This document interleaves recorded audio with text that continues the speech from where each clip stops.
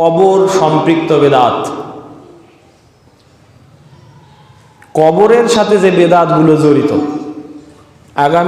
গতদিন পর্যন্ত আমরা মৃত ব্যক্তির সাথে যে বেদাতগুলো জড়িত সেটা শুনছি। এবার দেখব কবরের সাথে যে বেদাতগুলো জড়িত। ভূমিকা ছাড়াই কথা বলছি। আমাদের সমাজে কিছু মানুষ আছে যারা কবরকে মাজার বলে, রওজা বলে, বলে না? এগুলা বলা বেদাত। কেন বেদাত? বিস্তারিত আলোচনা। আসেন দেখি, ইসলামে কবর আছে নাকি মাজার আছে না রওজা আছে? আগে কোরআনের ভিতরে যাই। কোরআনে কি আছে? আল্লাহ রাব্বুল আলামিন কোরআনে হাকিমের ভিতরে এই কবর শব্দটা ব্যবহার করেছেন 8 জায়গায়। কয় জায়গায়? 8 জায়গায়। ঠিক যে অর্থে আপনি কবর বোঝেন ওই একই অর্থে আল্লাহ কবর ব্যবহার করেছেন কোরআনে 8 জায়গায়। তবে কবরকে বোঝানোর জন্য আল্লাহ রাব্বুল আলামিন কোরআনে শব্দ এনেছেন 2টা। কয়টা শব্দ বলেন তো? 2টা শব্দ আনছেন। একটা হচ্ছে কবর আর একটা হলো বারজাক।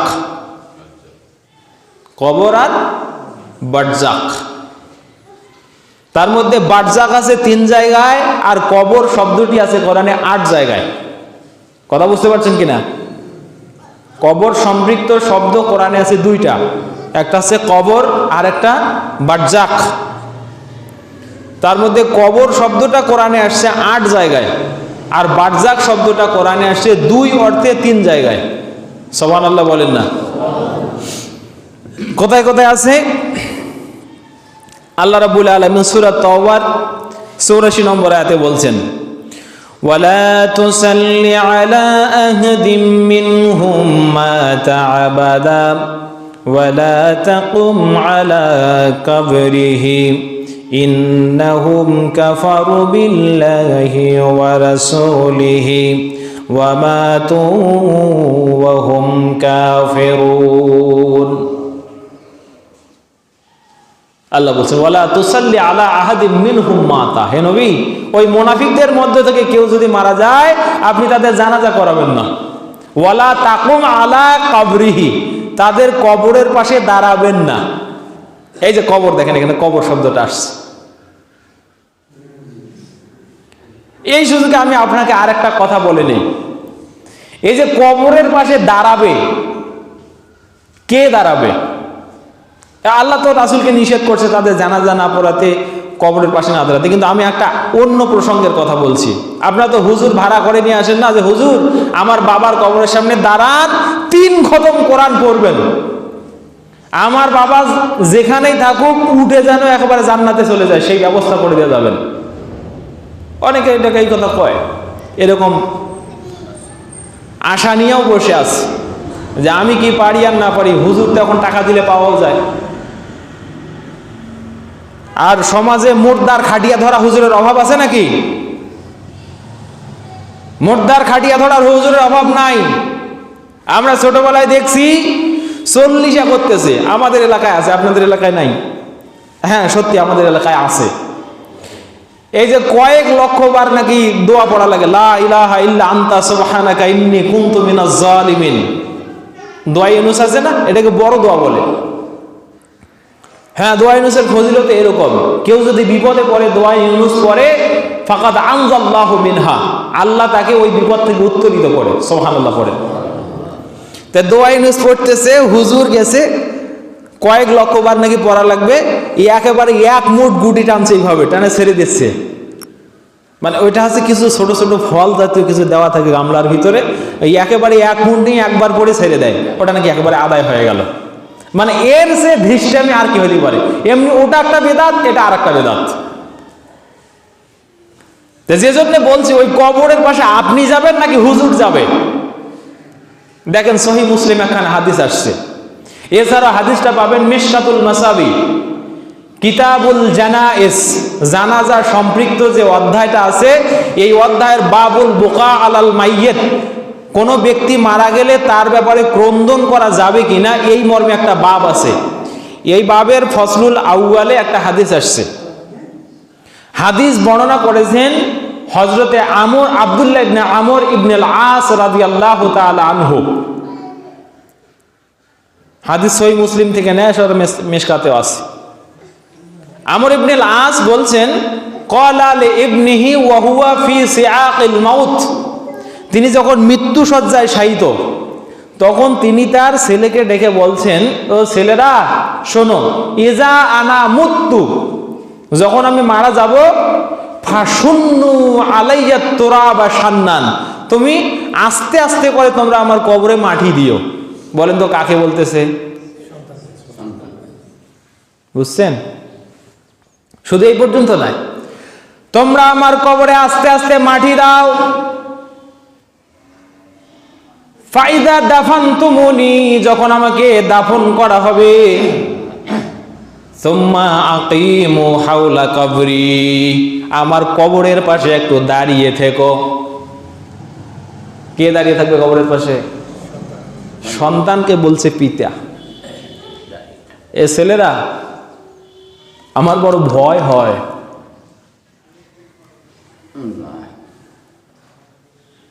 হাত্তা তুনহারু জাজুরুন ওয়া ইউকাসসামু লাহমুহা, কত সময় দাঁড়াবে সে সময়ের কথাও তিনি বলে গেছেন।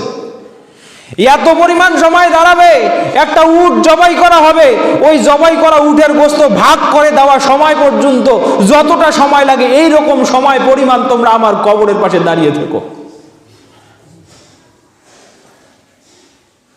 তারপরে হাত্তা আস্তাআনিসু বিকুম, হাত্তা আস্তাআনিসু বিকুম ওয়া আ'লামু মাযা উরাদিউ বিহি রাসূল রাব্বি, আমি যেন তোমাদের উপস্থিতি টের পাই, আমি যেন কবরে থেকে তোমাদের উপস্থিতি টের পাই, আর আমার মনে যেন সাহস হয়, আমি যেন বুঝতে পারি যে আল্লাহর পক্ষ থেকে যে ফেরেশতারা আমার হিসাবের জন্য আসবে, আমাকে প্রশ্ন করার জন্য আসবে, আমি যেন এই সাহসে বলতে পারি যে আমি ফেরেশতাকে কি বলতেছি, আমি যেন জানি এটা।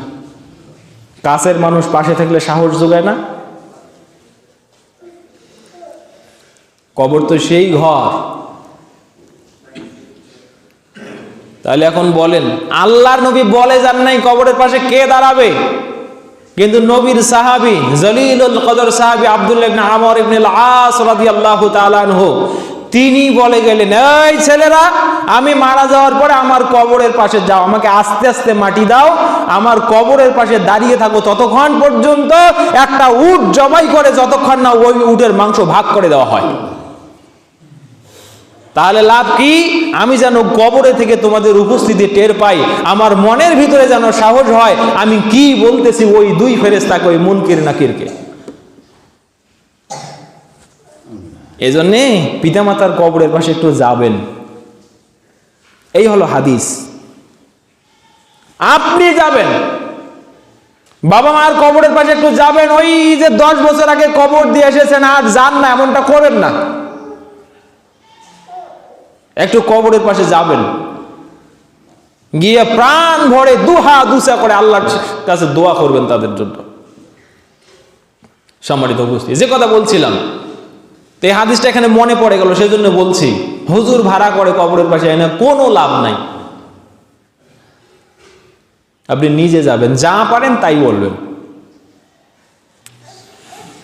তো কোরআনের 8 জায়গায় কবর শব্দটি আসছে, অথচ মানুষ কবরকে বলছে মাজার। কে বলছে? মাজার, রওজা। এগুলা তাহকিক আমি করতেছি একটু পরে ইনশাআল্লাহ। এরপরে সূরা তাওবার, এটা তো 84 নম্বর আয়াত। এরপরে সূরা হজ্জের 7 নম্বর আয়াত, ওয়া ইন্নাল্লাহা ইয়াবআসু মান ফিল কুবুর, আল্লাহ তাআলা কবরে যারা আছে তাদেরকে কবর থেকে উঠাবেন। সূরা হজ্জের 7 নম্বর আয়াত। এরপরে ওয়াইদাল কুবুর বুসিরাত, ইনফিতার, 4 নম্বর আয়াত এখানে আছে। এইভাবে সূরা ফাতিরের 22 নম্বর আয়াত, সূরা মুমতাহিনার 13 নম্বর আয়াত, সূরা আবাসার 21 নম্বর আয়াত, তারপর সূরা আদিয়াতের 9 নম্বর আয়াত, সূরা তাকাসুরের 2 নম্বর আয়াত। এই সবগুলো আয়াতে আল্লাহ তাআলা কবর শব্দটি মূল হাকিকাতান কবর শব্দটাই আনছেন। কি বোঝানোর জন্য বলেন তো? ওই কবর বোঝানোর জন্য। কি বোঝানোর জন্য? কবর বোঝানোর জন্য। আর আপনি বলবেন হুজুর মানুষ একটা কথা কয় কবর না হয় মাজার হলে তাতে সমস্যা কি? সমস্যা তো এই জায়গায়, আল্লাহ যে কথা বলেছেন সেই কথাকে উল্টিয়ে দে তুমি ওইটাকে আর একটা বানানোর কে? কে তুমি? Who are you to say this?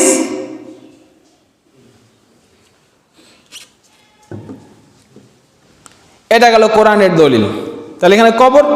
এরপরে বারজাখ শব্দটি কোরআনে আসছে এক জায়গায় কবর অর্থে আর দুই জায়গায় আসছে পর্দা অর্থে অথবা কোনো দেয়াল অর্থে। এই বারজাখও যে কবর অর্থে আসছে সে আয়াতটা আপনাদেরকে পড়ি। ওয়ামিন ওয়ারাইহিম বারজাখুন ইলা ইয়াউমি ইউবআসুন, সূরা মুমিন 22 নম্বর সূরা 100 নম্বর আয়াত। তারা যখন পৃথিবীর জমিন থেকে নিচে চলে যাবে, ওইখান থেকে যখন উঠবে, এই দুইটার মাঝখানে একটা বড় জিন্দেগি থাকবে, যেটাকে বলা হয় বারজাকি জিন্দেগি। আর এখানে এই বারজাকের ব্যাখ্যা মুহাদ্দিসিন এবং মুফাসসিরিনে কেরাম বলেছেন কবর। এখানে বারজাক মানে কবর, এই দুটার মাঝখানে থাকবে বারজাক, কবর থাকবে। সূরা রহমানে দেখেন তো ওই আয়াত আছে না নেই? মারাজাল বাহরাইনি ইয়ালতাকিয়ান বাইনাহুমা বারযাখুল লা ইয়াবগিয়ান। দুটা পানির নহর, দুটা সাগর দড়িয়ে চলছে, মাঝখানে অদৃষ্ট একটা পর্দা তুলে দেয়া আছে। মিঠা পানি লবণাক্ত পানির সাথে মিশে যায় না। ফাবি আইয়ি আলাই রাব্বিকুমা তুকাজ্জিবান। শুধু তাই নয়, ঠিক একই কথা আল্লাহ রাব্বুল আলামিন সূরা ফুরকানের 53 নম্বর আয়াতে বলছেন, وهو الذي مرج البحرين هذا عذب فرات وهذا ملح عجاج وجعل بينهما برزخا وحجرا محجورا। তিনি সেই সত্তা যিনি দুটা ঝর্ণা প্রবাহিত করে রেখেছেন, একটার পানি সুপেয় মিষ্টি আর একটার পানি লবণাক্ত ক্ষারযুক্ত, কিন্তু একটা পর্দা তুলে দেওয়া আছে। ওই পানির সাহস হয় না যে পর্দা ভেদ করে একটার সাথে আর একটা মিশে যায়। সুবহানাল্লাহ। এই দুটো আয়াতে বারজাক পর্দা অর্থে আসছে। তাহলে বলেন কোরআনে কোনটা শব্দ আছে? কবর আছে আর বারজাক আছে। কোরআনে কি আছে? কবর আছে, বারজাক আছে। এবার আপনারা যদি বিবেচনা সম্পন্ন মানুষ হন, এই রওজা আর মাজার শব্দ দুটা যে ভুল, এটা আমি আপনাদেরকে একটা যুক্তি দিয়ে বলি, জেনে রাখবেন। এবং রাসূল সাল্লাল্লাহু আলাইহি ওয়াসাল্লামও কবরকে কবরই বলেছেন, মাজার বলেন নাই, রওজাও বলেন নাই। হযরত আবু হুরায়রা রাদিয়াল্লাহু তাআলা আনহু বলছেন, قال رسول الله صلى الله عليه وسلم لا تتخذوا قبري ঈদা। আল্লাহর রাসূল সাল্লাল্লাহু আলাইহি ওয়াসাল্লাম বলছেন, আমি যখন মারা যাব, লা তাত্তাখিযু, তোমরা গ্রহণ করো না, কবরি, আমার কবরকে, ঈদান, আনন্দের জায়গা হিসাবে। আচ্ছা বলেন তো, রাসূল যে জায়গায় থাকবেন ওইটাকে কি বলে সম্বোধন করছেন? কবর বলে সম্বোধন। তিনি তো বলতে পারতেন লা তাত্তাখিযু রাউজাতি ঈদা, অথবা লা তাত্তাখিযু মাজারি। কথা বুঝতেছেন না? রাসূল বলছেন লা তাত্তাখিযু কবরি ঈদা, তোমরা আমার কবরকে, আমার কবর। আরে রাসূল যে জায়গায় শুয়ে থাকবেন ওই অংশের মাটিটুকুর নাম তিনি দিয়েছেন আমার কবর। কি এটার নাম? আমার কবর। আমার কবরকে তোমরা ঈদের জায়গা হিসেবে গ্রহণ করো না, আনন্দের জায়গা হিসেবে গ্রহণ করো না। সাহাবীদের ভিতরে সাহাবীরা কবরকে কবরই বলতেন। এ ব্যাপারে আপনাদেরকে একটা হাদিস শোনাই। আনাস রাদিয়াল্লাহু বলছেন, ক্বালা নবী সাল্লাল্লাহু আলাইহি ওয়াসাল্লাম, আল্লাহর নবী সাল্লাল্লাহু আলাইহি ওয়াসাল্লাম বলছেন, আল আম্বিয়া আহইয়াউন ফি কুবুরিহিম। আল আম্বিয়া, নবীগণ, নবী এর বহুবচন হচ্ছে আম্বিয়া। এখন তো হুজুরের অবস্থা হয়েছে এমন, এক হুজুর ওয়াজ করতে করতে বলতেছে যে কোরআনে আল্লাহ তাআলা নারীর জন্য 2টা সূরা দিয়েছে। এতদিন আমরা শুনছিলাম নারীর জন্য সূরা আছে একটা, সেটা হলো সূরা নিসা। এনেই হুজুর ও বলতেছে ওয়াজের মাঠে যে জানেন কোরআনে আল্লাহ নারীর জন্য সূরা দিয়েছে 2টা। কেমনি 2টা? যে একটা হলো সূরা নিসা আর একটা সূরা আম্বিয়া। নাউজুবিল্লাহ বলেন। এখন প্রশ্ন করা হলো যে আম্বিয়া কেমনে নারীর জন্য? বলে দেখেন না সমাজে অনেক মানুষের মেয়ের নাম আছে আম্বিয়া, আর যে আম্বিয়া কথাটা, আম্বিয়া এই নামটা কোনো পুরুষের শুনছেন? মেয়ে মানুষেরই হয়। এই আম্বিয়া নামটা কার হয়? মানে এইটা দেখে হুজুর মনে করছে এই আম্বিয়া মানেও নারী। নাউজুবিল্লাহি মিন যালিক। অথচ আম্বিয়া শব্দটি নবী এর বহু বচন। আম্বিয়া মানে নবীগণ। আম্বিয়া মানে কি? নবীগণ। ওই হুজুর এখন প্রধান মুফাসসির। ওই হুজুর প্রধান মুফাসসির, দেখতে শুনতে আমার চেয়ে সুন্দরও বেশি, লম্বা চৌড়াও বেশি, পেটটাও বড়। কারণ আপনার কাছে মনে হচ্ছে হয়তো এত বড় হুজুর আর আমাদের ওখানে বাচ্চা হুজুর, ওই জন্য ওর কথাই বেশি মানুষ খায়, আমাদের এই বাচ্চা হুজুরের কথা মানুষ খায় না। অথচ ওদের কথা যদি তাখরিজ করতে বসি, এক আলোচনাতে 1000টা ভুল ধরার ক্ষমতা আল্লাহ রাব্বুল আলামিন দিয়েছেন। বলেন আলহামদুলিল্লাহ। আল্লাহর নবী বলছেন, ইন আল আম্বিয়া আহইয়াউন ফি কুবুরিহিম, নবীগণ তাদের কবরে জীবিত। এখানে কবর শব্দটা নাই, শুধু নবী সাল্লাল্লাহু তার জায়গাটাকে কবর বলেন নাই, বরং পূর্ববর্তী যত নবী পৃথিবীতে এসেছিলেন সব নবীর থাকার জায়গা কবর, মাটির ওই অংশটুকুকে তিনি কবরই বলেছেন। তাহলে কোরআন থেকে পাইলাম কবর মানে এই কবর, নবীর কাছ থেকেও পাইলাম কবর, আর আমাদের দেশের মানুষ বানাইলো মাজার। দেখি তাদের অবস্থাটা কি। মনে রাখবেন, এই যে মাজার শব্দটি আছে না, মাজার শব্দটির মূল হাকিকাত যে আরবি শব্দ, এটা হলো জিয়ারাতন, জা ইয়া র আলিফ গোলতা, জিয়ারাতন। জিয়ারাতন মানে দর্শন করা, দেখা।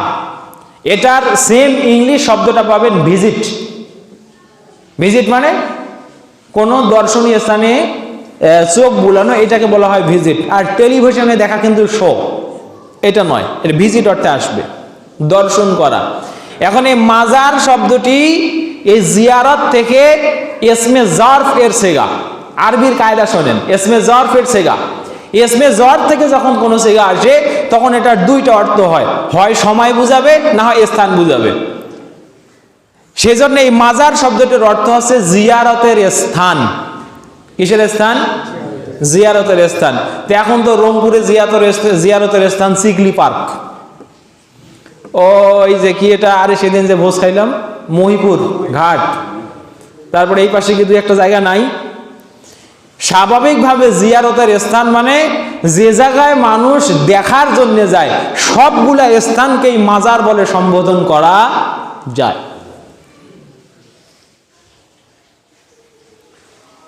এটা হলো মাজারের মূল অর্থ।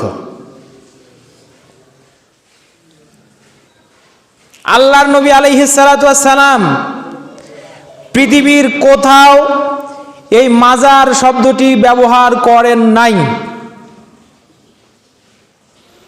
আর একটি শব্দ আছে রওজা, আর একটি শব্দ রওজা। রওজা শব্দটি এটাও আসছে এক বচন, এটা মূলত এসএম। এটা কি? এস মানে বিশেষ্য, নাউন যেটাকে বলি আমরা। এইটার বহু বচনটা হচ্ছে রিয়াজুন। রিয়াজুন। আর এর বাংলা অর্থ আমরা বলবো গার্ডেন, বাগান। আরবিতে এটার সমার্থক অর্থ হয় বুস্তানুন, বাগান। যে বাগানে ফল ফুল আছে, গাছ আছে, ফল ফুল আছে, এটা এই অর্থে হয় বুস্তান বা বাগান। এই রওজাতুন। আল্লাহর নবী আলাইহিস সালাতু ওয়াস সালাম এক জায়গায় এই রওজা শব্দটা ব্যবহার করেছেন। কি অর্থে ব্যবহার করেছেন আপনি আগে শুনেন, আমি অর্থটা বলি, তারপরে দেখবেন। হযরত আবু সাঈদ খুদরী রাদিয়াল্লাহু তাআলা আনহু বলছেন, قال النبي صلى الله عليه وسلم القبر روضة من رياض الجنة أو حفرة من حفر النار رواه الترمذي। তিরমিজিতে এই হাদিসটা আসছে 2460 নম্বরে। সুনানে তিরমিজি যাদের বাড়িতে আছে 2460 নম্বরে হাদিসটা পাবেন। আবু সাঈদ খুদরী রাদিয়াল্লাহু তাআলা আনহু বলছেন, আল্লাহর রাসূল সাল্লাল্লাহু আলাইহি ওয়াসাল্লাম বলেছেন, আল কবর, মনে রাখবেন, আল কবর মানে কবর। আল কবর মানে কবর। আরে কবর তো হলো রাউজাতুম মিন রিয়াজিল জান্নাহ, ক্ষেত্র বিশেষে জান্নাতের বাগান। আও হুফরাতুম মিন হুফারিন নার, ক্ষেত্র বিশেষে জাহান্নামের একটা খাত। তো তুমি বেটা কিছু কবরকে রওজা বলো, তাহলে কি যে কবরগুলো রওজা নেই সেগুলো কি জাহান্নামের খাত?